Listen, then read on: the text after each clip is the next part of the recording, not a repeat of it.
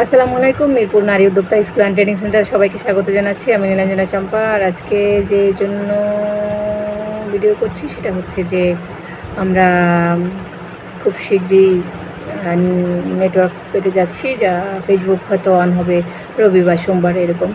তো যা বললো খবরে তাই আর কি দেখলাম। তো যাই হোক, আমরা ভিডিওটা দিচ্ছি এর জন্য যে আমাদের চ্যানেল ঠিক আছে, আমাদের নাম্বারটা আপাতত চলছে না, নতুন একটা নম্বর দিচ্ছি আমি, এই ভিডিওর ডেসক্রিপশনে দিয়ে দিব। আর ওই নাম্বারটা তুলতে পারছি না, সার্ভার প্রবলেম দেখে, আর চুরি হয়ে গেছে মোবাইলটা।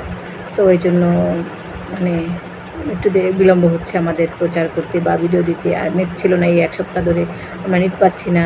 আজকে ইউটিউবে ঢুকতে পারলাম, দেখতে পারলাম। তো যাই হোক, ভালো লাগছে।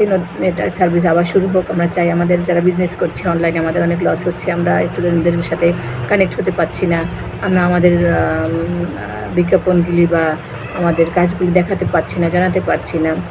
তো যাই হোক, হয়তো আর 2 দিন সময় লাগবে, সব ঠিক হয়ে যাবে 2-3 দিন সময় পরে। শুক্র শনি, আজকে যেহেতু বৃহস্পতিবার, শুক্র শনি রবিবারে নাকি সব ঠিক হবে। তো আশা করি সব ঠিক হবে এবং আপনারা আমাদের সাথে ছিলেন। কাজ শিখতে যারা আসবেন সবাইকে বলে রাখি, আমাদের নতুন নম্বর দেওয়া হচ্ছে, ওটাই আপনারা যোগাযোগ করবেন।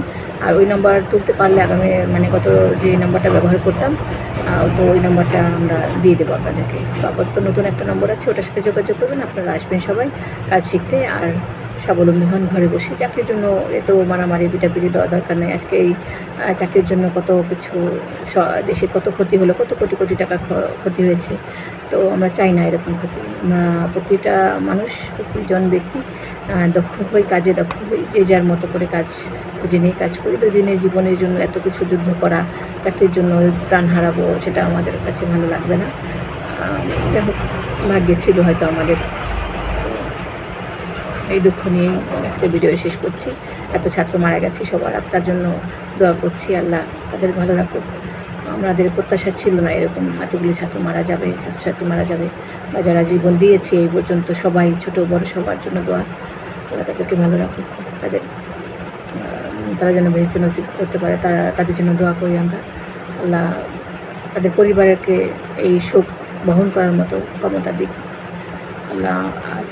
আল্লাহ যদি চায় আর যেন আমাদের বাংলাদেশে এরকম কিছু না হয়। আমরা 71 দেখিনি, কিন্তু এই যুদ্ধ দেখেছি। আমরা এই যুদ্ধ দেখেছি, মানে এই কোটা নিয়ে যে যুদ্ধ, এই যুদ্ধ দেখে আমাদের 71-এর দেখার শখ মিটে গেছে, যে হয়তো 71 এরকম ভয়ঙ্কর ছিল। তো যাই হোক, সবার জন্য শুভকামনা। ভালো থাকুন সবাই। আল্লাহ হাফেজ।